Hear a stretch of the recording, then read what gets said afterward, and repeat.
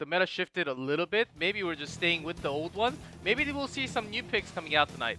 Certainly could. And I think tonight's going to tell us a little bit about where we stand in the Greymane rework, the Hanzo nerfs. I don't think it's going to affect too much personally, and I was talking to you about that before. I know that you're having an agreement with that, but we'll get a better idea as time goes on. The cool thing about Tempest I want to point out, guys, is if you didn't do it already, too late, but most of the players, with the exception of Good, have social media accounts, Twitter accounts, and you guys can tweet at them. They're very active on social media. They like to respond to foreign fans as well, so you can reach out to them. This is the Summer Global Championship team. I know that was a mouthful there, from 2016 Summer, and obviously the OGN champions before that for Season 2 for 2016.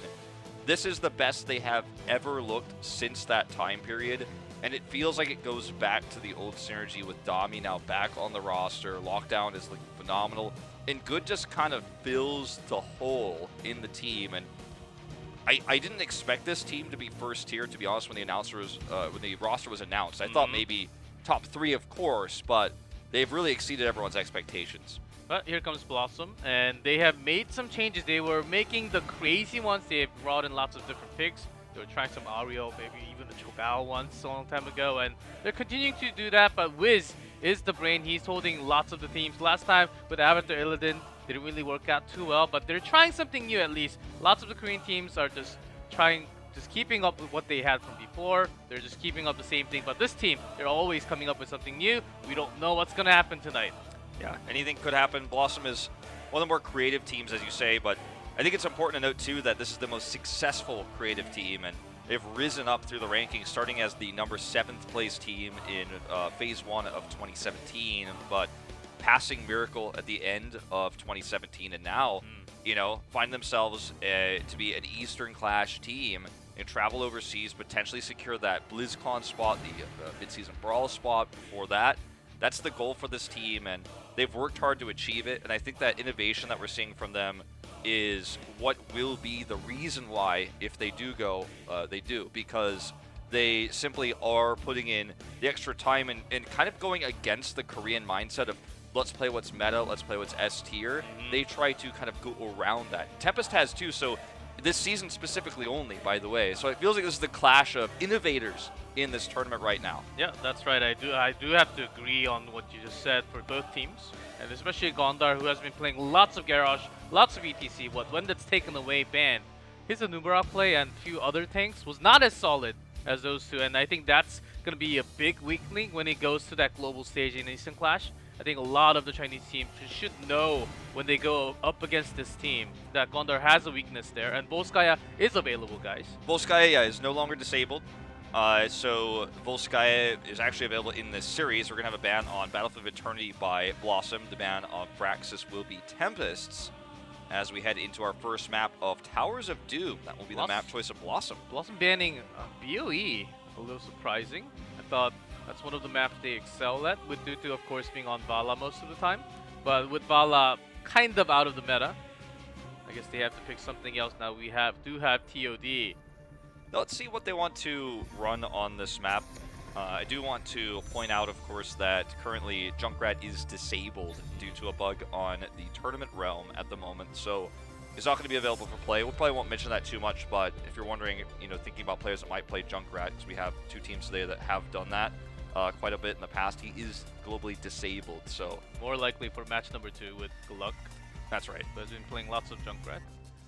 So Abathur ban, not a surprise on this map where global control is important, and Abathur can not only split soak for you, but help protect bell towers, but at the same time be globally available to fight at altars using his heroic ability, of course. So he's a very highly contested hero here.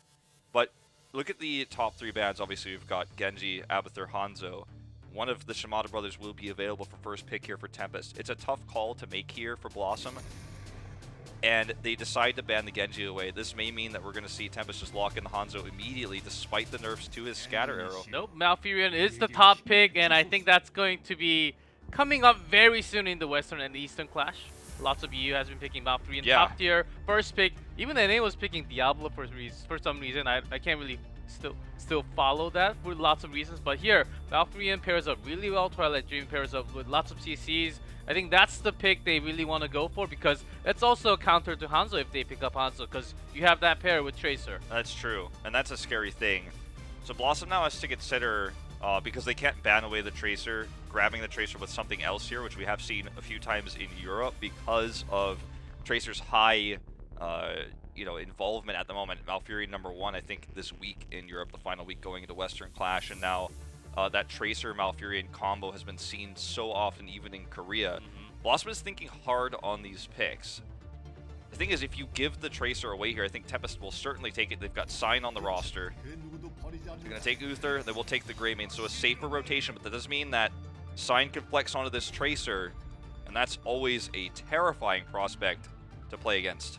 Yep, even with Greymane, Sign's Tracer is always the one that lends the pulse bomb. He plays it very differently from other Tracers because he used to be a tank player. He roams around and looks for the kill, kind of like how ETC does. Yeah. And this map is the perfect map for Tracer to blink around, but for now, going with Blaze, I don't think you have to pick Tracer right now. You can actually draw out the second ban card in a way, if they're not really planning on using her. That's definitely true, because BlossoM can't really run a Tracer comp anymore with the Uther pick here.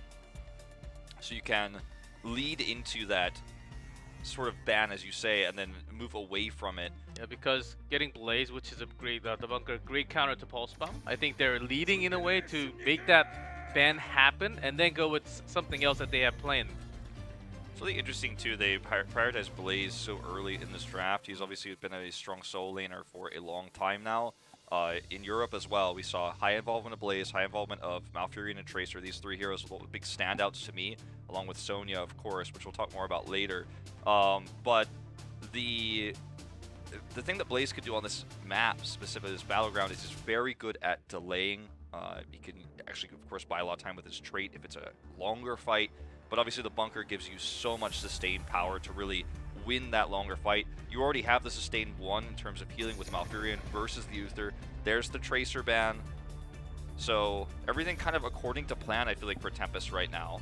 Yep, and they took ETC, and they're banning Garrosh. Now, what we have mentioned before the game started, what's Gondar going to play? I think this game, this match is especially will really show, because all the top tier teams, they have been banning against Gondar all the time. They know that he's in trouble. He's one of the better players from the lower team, but if he's banned out, taken away 2 of his best heroes, he loses half of his strength. He certainly has. He gets very nullified. His highest picked and highest win rate hero is Garrosh at the moment, or actually not his highest win rate, just below his ETC. But ETC is removed. Garrosh is banned. His next go-to, of course, is Anubarak, but against this comp, it's not as strong. You have 2 strong frontliners to protect Malfurion. Who do you really grab in the cocoon against the comp that you've seen already? You have no idea what the DPS is going to be.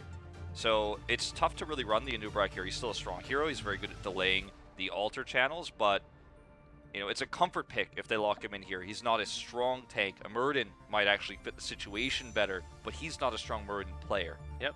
And I think that's exactly what they're thinking right now. What else do we have, or are we going to pick everything else?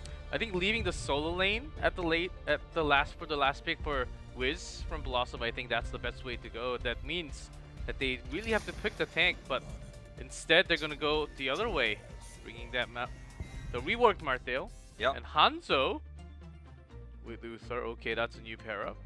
Not a new pair-up, but with this team comp and how much damage that they can actually provide, it's going to be insane. They do have the burst. They do have lots of poke and kite. And also some team fight potentials here. Yeah, I think there was a chance that Hanzo was going to be picked up by Tempest, but this is kind of a denial pick as well on top of that. So double DPS with the Uther and Malthael. Malthael will do well with the Uther pairing for Tormented Souls, so I don't think we're missing Last Rites, although I know a bunch of people are like, I hope so, but it's not going to happen here, I don't think. But it's going to be a lot of healing spread around 3 targets in team fights, and that's where Malfurion's really going to shine. As long as Blaze and ETC do their jobs, it's going to be difficult for Uther to keep up, not to mention the fact that the bunker will make it even tougher to win a longer sustained fight that Hanzo wants to win. So we're going to see Falstad coming through, all right, an old lockdown favorite. This has been a Tempest favorite all season long, and Tychus. So they have 2 potential soul laners here. They have split push pressure, and oh my god, G-Clef. Oh yes. I did not expect this one, but it's an old Gondar favorite. Your comfort pick's removed, you got to do something you like. Another comfort pick from long time ago, but the only parry he kind of has is the Uther point click stun, but do have the damage. I think they're thinking of something else. Are we missing something? I mean, there's a chance that we see Wizened Duelist. Remember, with Greymaine's rework, it's based on auto attacks, not takedowns. So there's a high chance that if they want to run this pick base, they can use Greymaine's picks to build up a lot of Wizened Duelist stacks. That way, you can get that 30% bonus pretty quickly if you're an adept Greymane player. And then, what you can do with that is really blow somebody up post 10. You do so much damage so quickly. Go into your Worgen form, go for the throw. Whoever got hooked. Going to be tough against the front line, but if you get any hooks on squishies, even you know, Malfurion who's got Ice Block isn't going to last too long against this comp. So there's definitely some synergy to be had there with the new Greymane, but I'm not sold on this pick yet. Very strong in the late game too, which this map in Korea normally does go to post 20. Just simply because the long death timers on a hook are so painful. If you do get a target grabbed and instantly blown up, you're very crippled by that. Yeah, it's going to be a lot of damage coming in from BlossoM. So I think it's going to continue. But the double tank line, also Blaze will be standing in a good way. Stitches though, that puts a lot of pressure to Stitches. How he can sustain. Let's see, Blaze going in with the jet. Oh, Gondar already is so dead. in trouble with the CC. That was one CC was enough.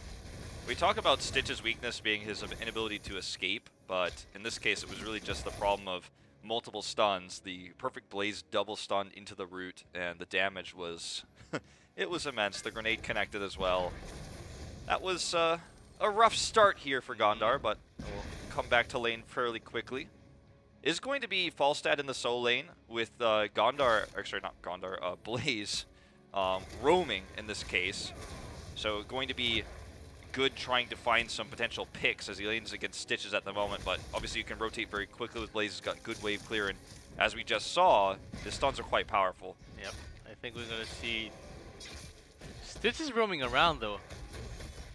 Yeah. Also, I'm thinking they do have lots of camp control with the speed from Greymane and also Marteus, who took that horse ride as our observer mentioned there. I think they're just trying to rotate around the map, do all the camp timing in their own way, because also because Marteus top lane and can't really contest against the global of Falstad. You really need that talent from one to have your movement speed up there. Yeah, it's a very common pick.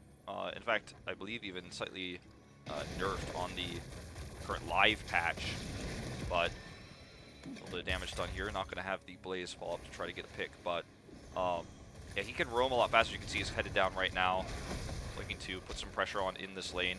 Problem is Falstad is global, so that is going to be the X factor. Even though he has on a pale horse here, he can't keep up with Falstad's ability to fly. He is doing a pretty good job of it right now. Hasn't lost any minions, as you can see on the minimap. Just making sure he soaks both lanes. Because it was very likely that they were going to lose the EXP from having the global onto the other side. They started the camp from the top. They started that in a way so they can get that pressure onto the top lane. If Falstad leaves the lane, that gives a lot more better time for Martel to push the lane. So Falstad will be having that pressure. Ooh, Dudu caught here for just a moment. Grenade displaced him. No follow-up stun. Dami will get healed up as they wanted to invade this right before the temple, or sorry, the altar phase. It's like Modern Life is just going to do this solo. Then meanwhile, Malthael headed over to the right side altar. In fact, he's rotating down mid. So this is a really scary moment for BlossoM because they're trying to do this camp. They get away with it. But look at this is what happens when you have missing members. Gondar, sure, he doesn't die here, but he's now very low. And this is going to be a problem for contesting the bottom altar if top altars are traded. As you can see, Tempest is making a heavy rotation down. I don't know about Hanzo staying here. Also, Falstad going for the harass instead of taking the altar there, using that global. Yeah, it's in a risky spot, but this is looking for a gank there. Yeah, this is easily going to be bot altar taken, but as you say, Lockdown trying to buy some time. Oh, great shot there with a Sonic Arrow to actually delay. That's a huge move. BlossoM does get right side altar here. And they're still buying time despite Dami and Sign's protests. They have a lot of poke, and now Blaze comes here. But Falstad, it's going to take some time. They know the rotation coming in from BlossoM. Okay, Sign with a little bit of an interrupt, but good, getting very low. Great route here, though, in this perfect zone. The power slide as well. Gondar very low. He's going to go down. And that is going to be the second pick here of the game. Altars traded, but the neutral altar will go to Tempest at the end of the day. Part of this comes with the globals. And also part of it comes to that damage that was done to Gondar earlier on, which forced BlossoM out of position. They had to fight into, they basically had to invade where Tempest was. That's where that root came down on the left side brush there. Tempest could just take their own camp. Might even be able to make a push to take top camp as well, the neutral one. They lower in EXP, and also their rotation is slower in lots of ways, so they are feeling that pressure to go in and out all so much quicker.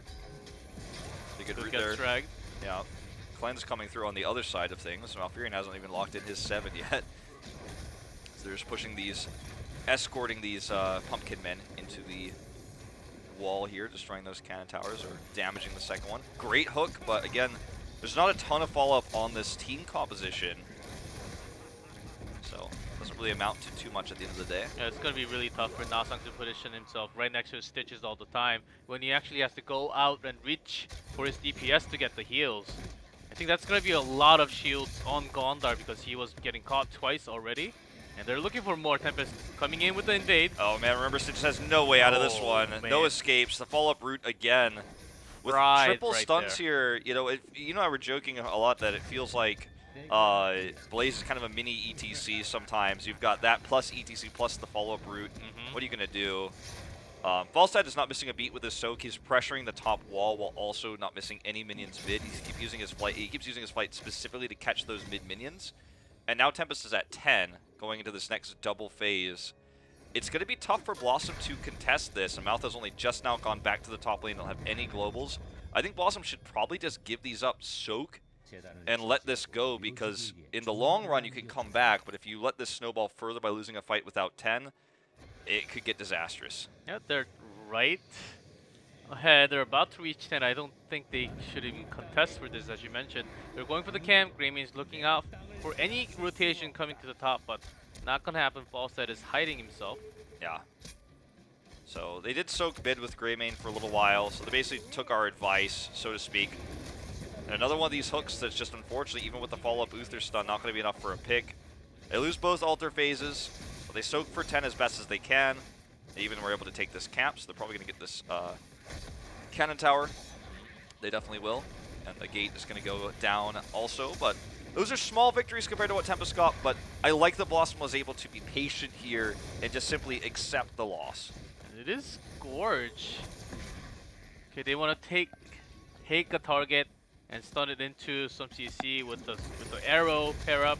And Wiz is holding on to that question mark. Is it going to be that last right? Possibly. Meanwhile, because there's stage that dive. Yeah, even more.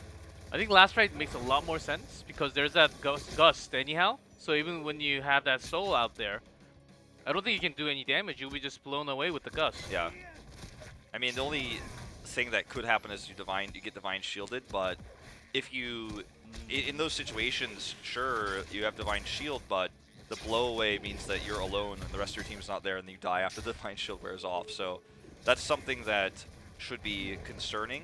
I just don't know if Last Rites is going to be effective. Sure, against two tanky frontliners that are really pushing the envelope as to what they can accomplish. I get the theory there. Yes. With the buff, obviously, it's, you know, a little bit more appealing because you have it on such a low cooldown once you complete the quest, but it's a tough call. I think that it's going to be a situational choice based on the next team fight. Also, Malfurion holding his level 10 heroic there. I think if we saw a Cursed Bullet, it's a lot more likely, but with that go for the throat, maybe not at all. Maybe just trying to use that Gust to be used for as a trade, but Gust still a very low cooldown compared to Tormented Souls. Okay, good gets pulled here, but he's actually probably going to enjoy it. Look at that. Turns that into a double stun immediately. Very quick cleanse coming out from Nasang, though. Will protect Gondar for the moment. Comes lockdown. Not the best position. He actually has to barrel away. Doesn't get to use his Gust. That was almost close. Yeah, that was almost a if suicide BlossoM had flight. like few CCs, that was a dead Falstad Yeah. the moment he landed there. Very lucky for them. I do want to point out Modern Life's build, where he's gone in for the Eyes in the Dark at 4. You guys probably already noticed that, as well as his Wolfheart at 1, but he took Wisdom Duelist, so kind of more of a poke auto-attack build here. He needs to be safe, though. Can carry a lot of fights if he's protected well, and obviously doesn't lose his percentage-based damage. Okay, Hyde gets gorged here. Press before Ice Block. Divine Shield used to bring him back. The bunker comes up. There's the block. And he drops the Twilight. Only hits 2. Ice Block was enough for him to survive, and Lockdown missed arrow! Lockdown gets it. Gets it, and he's not gonna survive even with the Tormented Soul locked in. He doesn't get to use it from the CC. And stage dive. I don't think Modern Life's getting out of this one. Say goodbye to that percentage-based stacks. Oh, does get away actually. In fact, Sign will go down to the cannon tower here.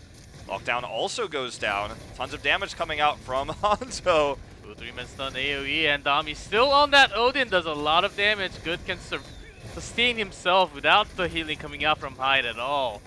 Yeah, Modern Life does get taken out there finally by the grenade. This is a one fight. Double stun here. The root only hits Gondar. Bunker here for some extra range damage from safety. And they will walk away with a win in this fight, and they are 16 shots ahead in terms of core health. That was a pretty crazy fight. I think Tempest overextended a little bit, but there was a lot to be gained. Had they won the fight as hard as they planned to, they would have been able to take the altar. Still. So let's talk about the team fight and what they have chosen for 10. Is Gorge, did it work out last time? No. Do you think it's going to work out at all this game? I don't think so. I don't think so. Also getting that Divine Shield basically was a waste almost. It didn't even work because Marperian has an Ice Block. Now they know, but well, who else are they going to grab? Tychus? Yeah, this is another thing too where you have a map where for the majority of the game, especially when you're behind now in this case, you don't have a lot of walls to run behind. Against double global. Yeah, like, this wall is partially up, but obviously Gorge is going to be at its strongest on a map where your wall is up for a long time because you can Gorge run behind the wall, get a pick like that. But they already lost bottom wall, they lost top wall, mid wall is almost completely down. They can get it back. If they retake an altar, they lose, but you know, we're talking about a ways away from now before that's actually going to be relevant. As we see, Nasong's going to go ahead and channel this, but this is not a fight I think BlossoM should look for. Remember, Gust is up. Look at Falstad, he's just coming down slowly, not even using his flight. This is so risky what BlossoM's trying to do. I think this is their best chance to, before Tempest hits that level 16 mark. They do have a window here. They do have lots of pokes. Hanzo's looking for that angle, does miss that scatter, okay? Wiz is going to cancel the channeling from Someone Sign. needs to be babysitting Lockdown, though. They need to do a lot of kiting damage before the team fight happens. Exactly. Okay, Modern Life wanted to commit in here. Unfortunately, he's just not able to do the damage he needed to. He's stuck in Worgrim form here. Can't even disengage yet. That's on cooldown. He's just going to clear this wave, but the best counter against all the pokes is the long time health, which is Malfurion exactly, and Blaze. Also ETC, too. Yeah. Don't forget, Stage Dive can cut them off with the Gust. Oh, into the power slide. What a combo! And Hanzo already deleted here. Perfect setup in the choke point. This is going to be a double at least, and that is going to be a 1 altar phase for Tempest. Going to drop BlossoM down to, looks like maybe 15 health. They don't want to grab this until they get the temple, or excuse me, the bell tower. Stage Dive coming through here. Gondar trying to use the kill zone here, but Good doesn't even care. They're going all in. They also get Uther. So that's a +1 onto this bell tower. 5 shots, 15 left. I think they can go for the boss. And then if they get 3 more, if they have 4 bell towers, that's going to be game. So I just everything going for Tempest. I feel like Lockdown's positioning was so perfect because you could tell Modern Life was frustrated with the situation, was trying to kind of shove him away, but just could never really quite get in there. And he's at risk himself, you know, when he doesn't know where ETC is. If he's trying to chase Lockdown, he could get stunned and killed. But Lockdown played so safe until the perfect moment, and that's when we saw the power slide come in after the Gust. It was immaculate. Plus the Twilight Dream, the Root. I mean, what do you do? Divine Shield comes out, but it doesn't hit Hanzo, so he's gone. That's half your damage removed. So Tempest is going to take 5 shots with this. They lose the Bell Tower. Big deal. I guess BlossoM can at least use that for Gorge now. But they're going to take the boss here as well. So BlossoM now dropping down to 11 core health. And Tempest is just, you know, realistically in position to now even protect their camp. BlossoM can't fight against 16. And with 11, 3 more to go until the end of the game. They still have 36. It is not 40-0 at least, but still they're making all the right moves, even without the mosh pit, with a stage dive on ETC now. They're using that global, and their rotation so far with those picks are making this game into a almost a perfect game. Yeah, it's actually kind of funny because there's not a lot of interrupts for stage dive, but or sorry, for a mosh pit, but stage dive is just basically a safer way to help set up these combos. Once everyone finally slowly gets out of the route and they're slowed, you know, by everything that's happening, the gust and you know, they're kind of trying to get out of the bad position they were forced into is what I'm trying to say here. Slowed was not the right word, but that's when the stage dive comes in. It's like, oh, you thought you might have barely gotten away, but you are not anymore, and you can never really predict where ETC is going to be because he can stage dive into a power slide on retreat. And Tempest just controlled the flow of every single team fight. I think it just all goes back to Lockdown, who's always soaking, always pushing, but when he comes in, he doesn't even fly in. He just slowly approaches so carefully, and it's so tense for Boss because they're behind. They have to make a move, and that's when Lockdown punishes. 5 shots down to 6 core health now. They can actually lose this game right here. Contest the top one as Lockdown going for that top one side makes an engage. There's the Gust, Divine Shield onto Stitches. Okay, and Cleanse used here. Modern Life very, very low. The bunker is going to keep everybody alive. Looks like this might just be game over, G-Clef. Self-cleanse here onto Wiz. He tries to kite away with his Tormented Souls. Not going to save him. Nasong looks like he might go down as well. Just a few more auto attacks. Lockdown looks for the flight. Goes to the other way. Mind games. He may actually survive, but the game will be over regardless of what Can he happens. live? Can he live until the game ends? Oh, nope. Last auto attack going to finish him there. And that is going to be game over with both altars channeled. Tempest going to take this game in flying colors, even dropping out that Twilight Dream. 10 out of 10 on that style point coming up from Hyde. Yeah, just, you know, trying to silence that that Uther Ghost. Oh, man. BlossoM got destroyed in game number 1. That was a stomp, to say the least.